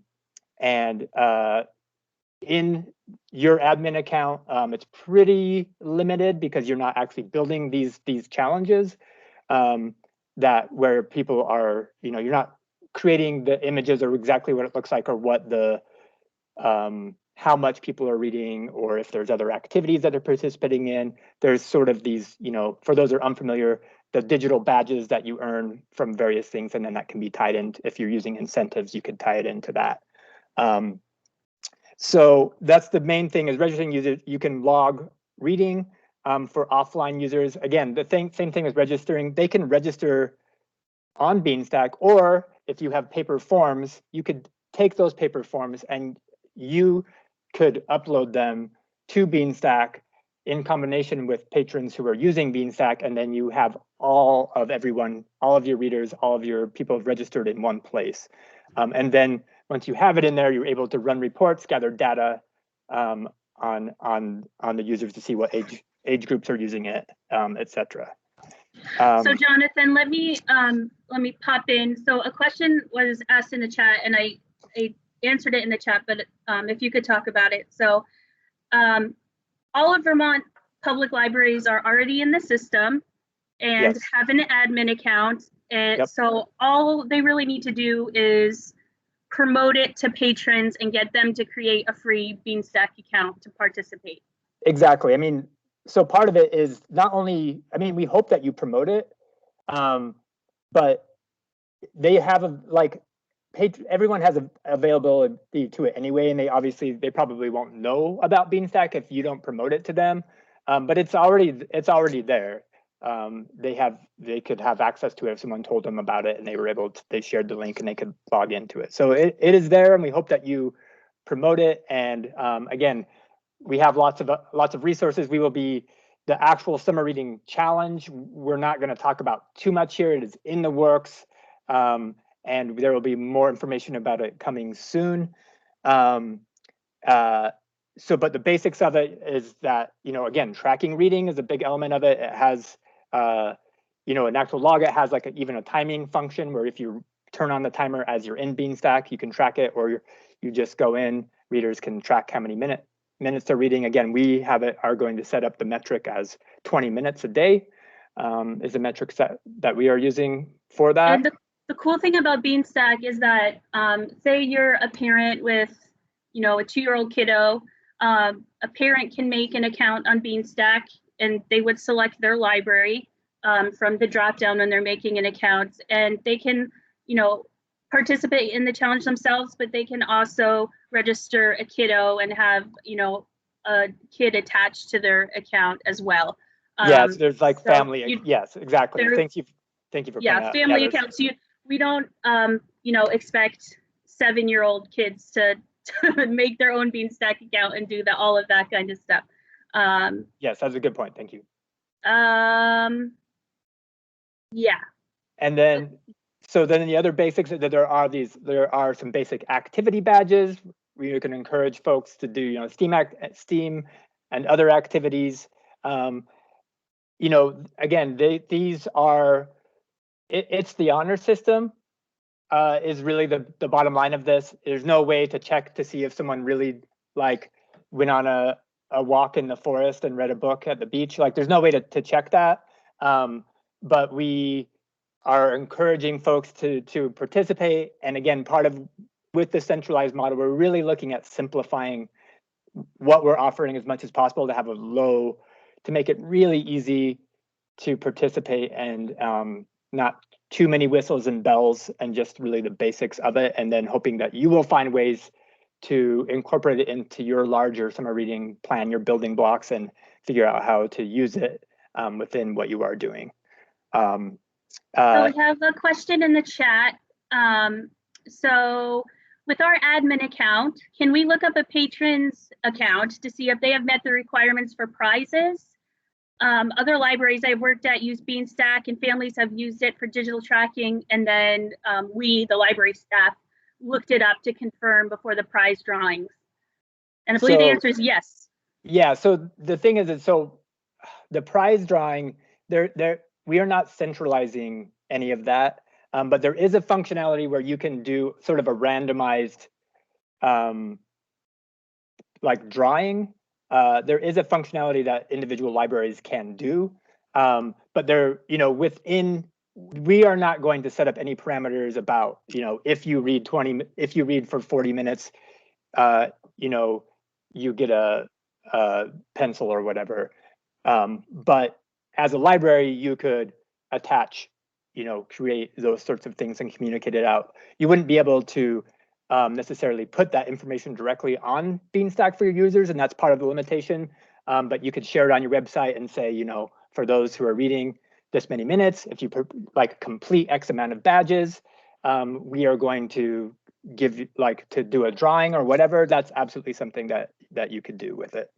And you can look up and see what badges patrons have. Yeah, you can see what they've earned. You can go into, you can also add offline, like if you had some sort of reading group or like an online story time or something, and you wanted to add reading for those users, you can also go in and add minutes and see what they have which badges they've completed, and all of that you can access. We have another question, Jonathan. So this situation is if the library is going out in the field and they're having kiddos participate with paper logs, are there any concerns with inputting that information into Beanstack without parental consent? That's a really good question, and that's one of the things that we've been encountering, especially in looking at partnering with schools around using Beanstack, is the consent piece of that. So I think that that is a really good question. And I think that, you know, that is something that you might, if you were going to do that and you know you want to use Beanstack, you know, to maybe include a sort of consent in the form that they fill out, if you know that you are going to upload it. But the other thing is that, you know, that information will not be available to the public. It will only be available on the back and to the librarians, the information about the users. So hopefully that answers your question. Though, people from other library staff from other libraries could potentially see your patrons' information. That's kind of one of the weaknesses of this Beanstack model. You know, all librarians sort of adhere to a confidentiality code, and so that's how it is. But just make sure when you're dealing with, you know, patron information, you're only dealing with your own library. Yeah, that's an unfortunate thing that we didn't necessarily realize that initially, but that was something that became known to us, that we are, you know, figuring out how to work with. But yeah, basically that's you know, just be aware of that. And if you're looking up a user and there happens to be, you know, maybe at another, you see it come up under another library, you know, before you modified, you know, just make sure that you are not modifying other, you know, users from other libraries, if, you know, again, if they had the same name or something like that. So that is certainly that was a murky answer to your question. I think that's when it comes to legal stuff like that, you know, we're not lawyers, so we can't really give any advice in that way. I would speak with you know, your legal counsel and see what they think about it. I guess in this case, I would just keep them on paper logs, probably to be better safe than sorry if you can't get that consent from them. Yeah, it's definitely a challenging situation. Confidentiality with kids and Beanstack is something that we've had a lot of discussions here at the department. Yeah. And it's something we're still trying to work through for sure. It's something we're still working through. Again, this is still fairly new to us, and we really, you know, we've got lots of great feedback from libraries. We encourage you to reach out to us with these questions. The people that we work with at Beanstack are really great, and especially our representative now, who led the last couple trainings, is really great. She's a librarian, and she sort of understands the needs of Vermont and the sort of the way that we have it all set up. So we want your feedback. We want to know what's working and what's not working. And again, to see if this is something that, you know, we want to continue to offer, or if we want to, you know, look to do something else in the future. So, you know, we always appreciate your feedback. Okay, so the last thing is that, so the challenge, again, Jennifer mentioned the length of your program, the way, whatever the program, summer programming that you're doing, could be a different length of time. But Beanstack itself will go live on June 1st and run through the end of August. And then in a couple of weeks, when we have it totally finished, ready to go, we will be sending you information. We'll be able to have some where you can go in and sort of try it out for a little bit. And then once we make it live, even before June, then users are able to pre-register for the challenge. Okay, so I had to remove someone from the meeting because they were sharing their screen and checking their email on it.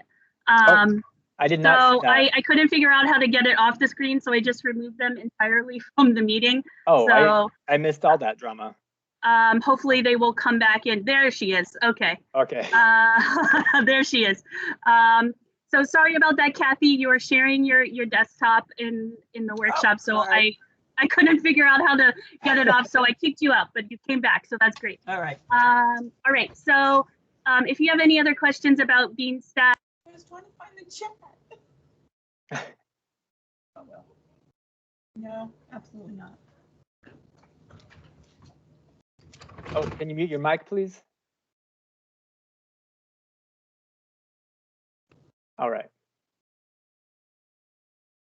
Okay, so yeah, so again, reach out with any questions, please. If you haven't, check out the Beanstack support page at the Department of Libraries. There's lots of good stuff there. There'll be more information coming your way very soon about Beanstack. But again, just the main thing, again, think of it as one potential tool that you can use. If it fits into what you're doing, it is there for you to use, and we hope that you will, and hope to get your feedback about it. Another amazing thing that I was aware of before coming to Vermont, but have really seen as the birthplace of Jonathan. Yeah. Sorry, you'll have to share the PowerPoint again. Oh. We can't see it. Okay. I was trying to tell you that, but then I realized I was muted. Yeah, I think you got kicked off the. This is why doing this virtually is so fun, right?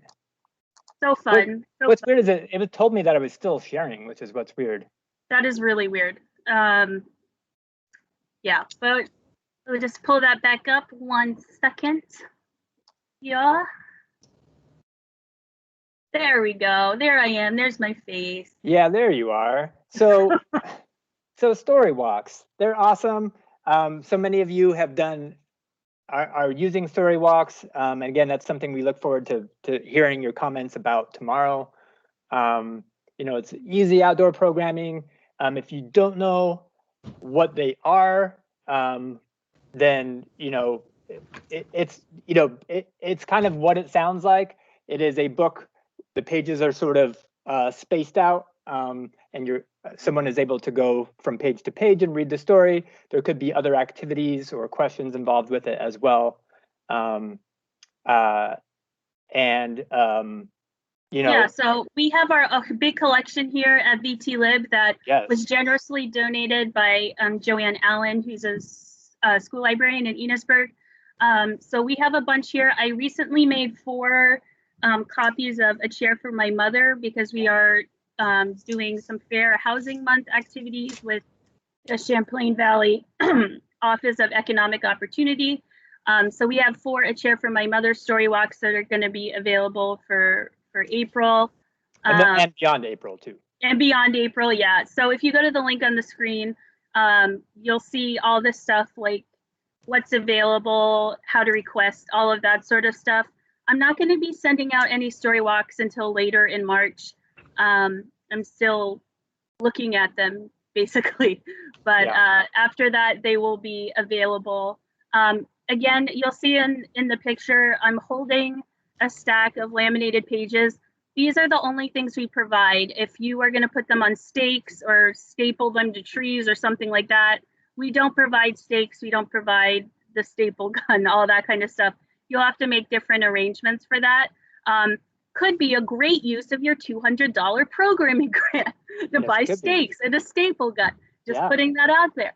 or a laminator to make, a story walk. So yeah.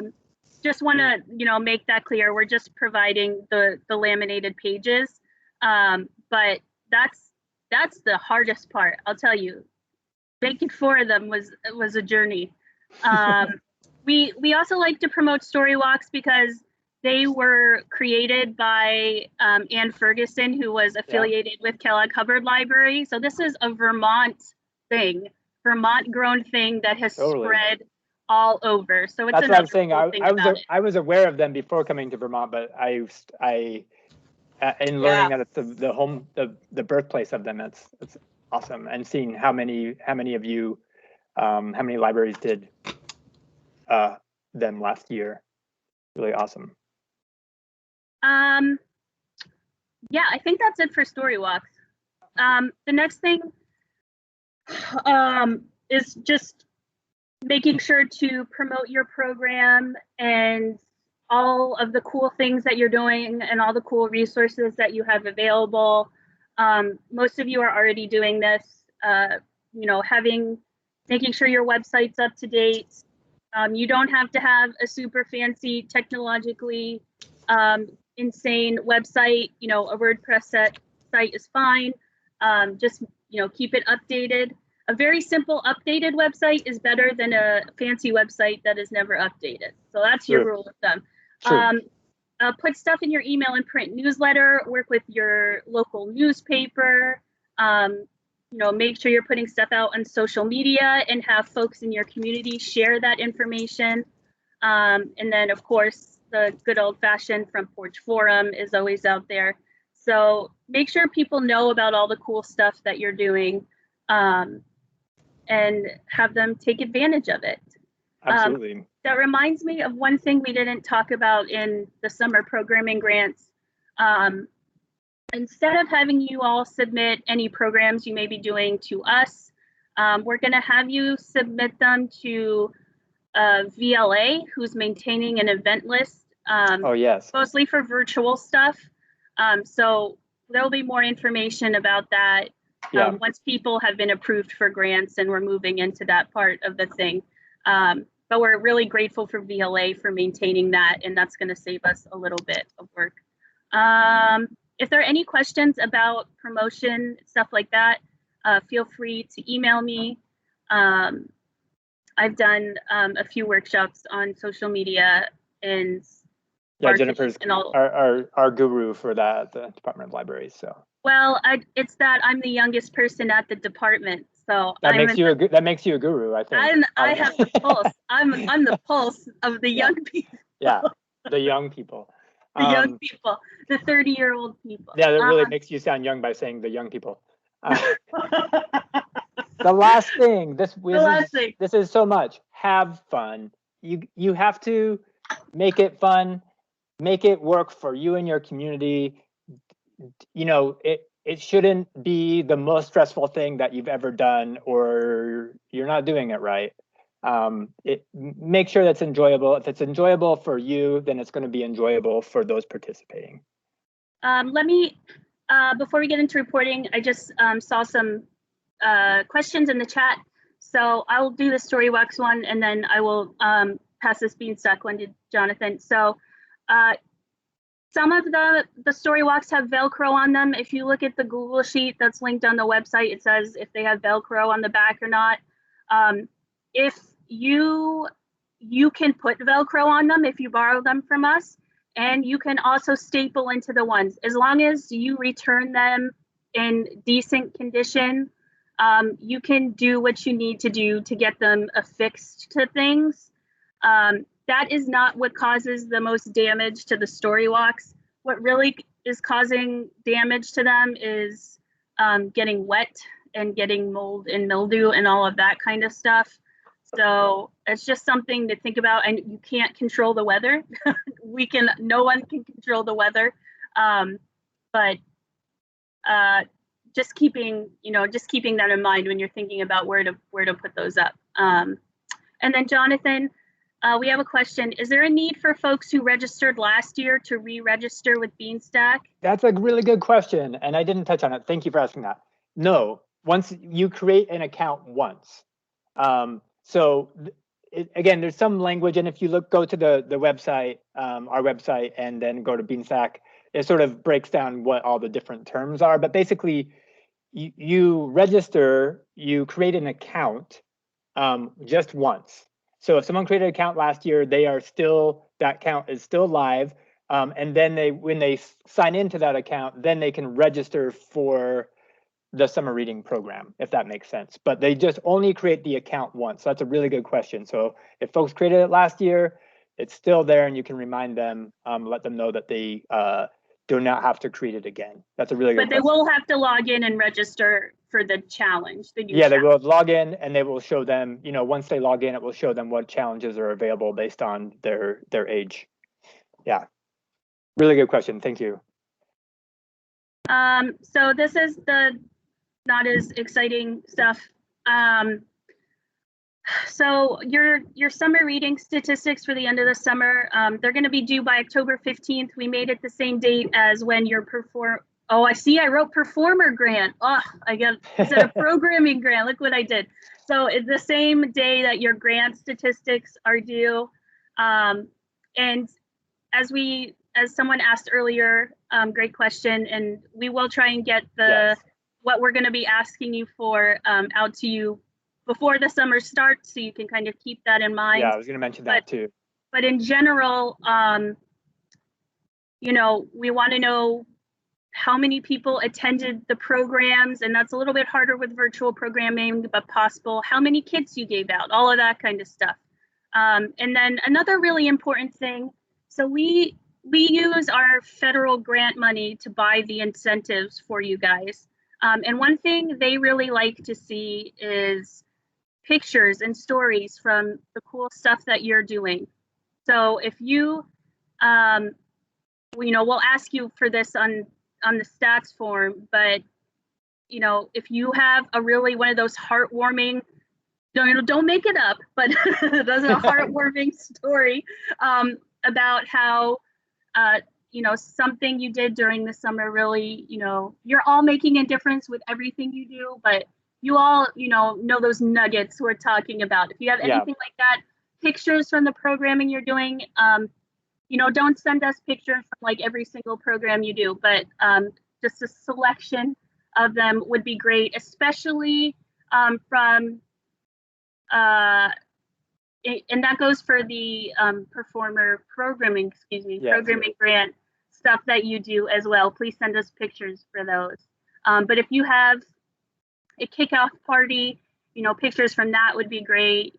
If you have, and we would not share them beyond, unless you told us otherwise that you had permission, we would not share them beyond just for the reporting. Those are just for our stats stat stuff. Yep. But you will know ahead of time what we're going to be asking for, but most of it is really common sense. Really if you hold a program, count how many people are there. If you register people, we'll want to know that number. We do break it down by age. So that's something to keep in mind as well.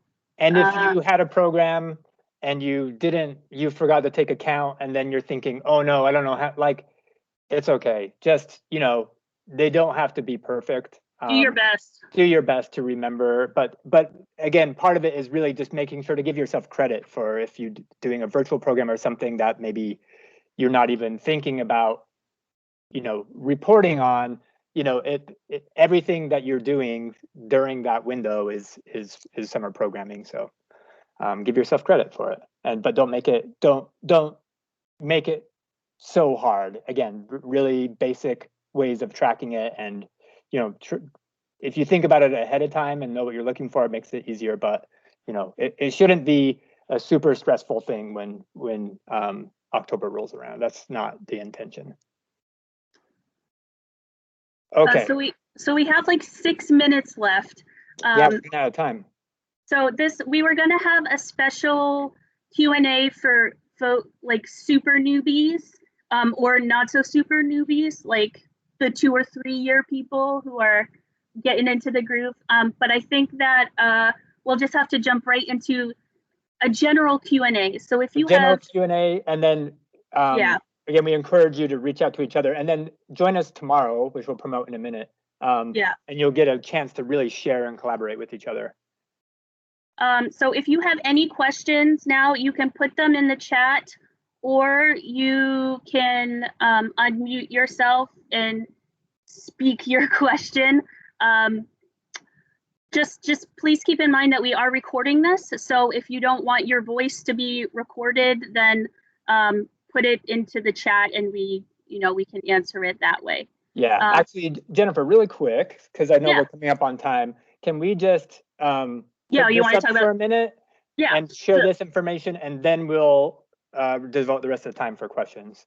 Okay, sure. So as almost immediately after we log off, I'm going to send out an email to everybody that has a lot of the stuff we talked about today, as well as a link to the evaluation. So that is the only way to have access to the incentive giveaway. So please complete the evaluation and submit that. Can we say what we're giving away? Oh yeah, sorry. I keep saying incentive. So it's more CSLP tails and tails stuff. So pencils and t-shirts and T-shirts. Everyone loves t-shirts. Come on. tattoos and stuff like that. So we are going to randomly select. I'm going to have to look at how much stuff we have again. A certain number of people, like a certain number. 3 to 5 people who we'll go with a certain number. A certain number within the first 24 hours after the workshop ends, enter the giveaway. The giveaway is a separate form because we want to keep the evals anonymous. Yeah. We value your input and also hope that you get free stuff. And also hope that you give free stuff. The evaluation is the most important. Yeah, absolutely. And then in that email I send out will also be a link to register for tomorrow if you haven't already, I believe, and then a link to the grant page.